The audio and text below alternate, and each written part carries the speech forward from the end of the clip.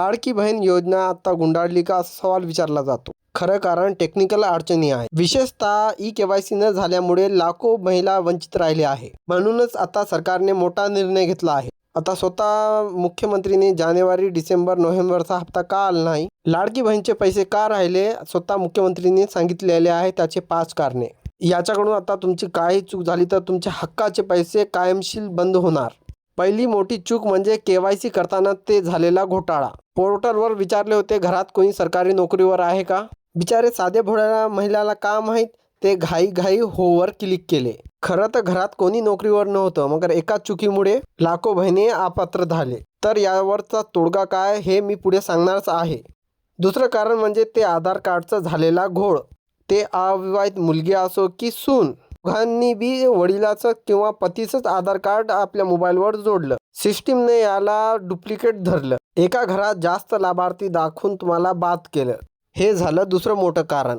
तिसरं मोठं कारण म्हणजे तुमचं आधार कार्ड आणि बँक खातं एकमेकांना लिंक नसणं, ज्याला आपण DBT म्हणतो.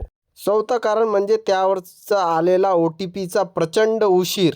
पाचवी सर्वात मोठी चूक म्हणजे एकाच मोबाईलवरून भरलेले अनेक अर्ज. ह्याच 5 चुकामुळे तुमचा नोव्हेंबर आणि डिसेंबरचा हप्ता जे आहे लटकलेला होता.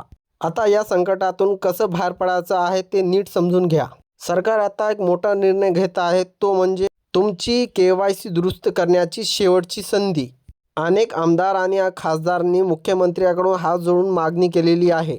ज्या गोरगरीब महिलांची चूक झालेली आहे त्यांना पुन्हा पात्र करा. KYC दुरुस्तीसाठी पोर्टल पुन्हा उघडणार असून 31 मार्चची डेडलाईन सुद्धा वाढून मिळण्याची शक्यता आहे.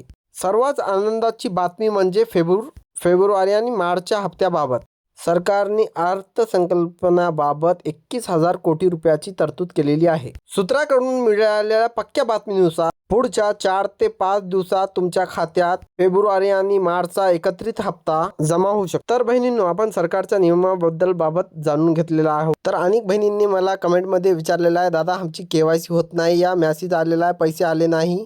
तर बँकेत गेल्याबरोबर आपल्याला अधिकारी बरोबर नीट सांगत नाही. तर हे योजना आपल्या हक्काची आहे. निवडणुका झाल्या, आता पैसे भेटणार नाहीत तर तसं काय मुळेच नाही.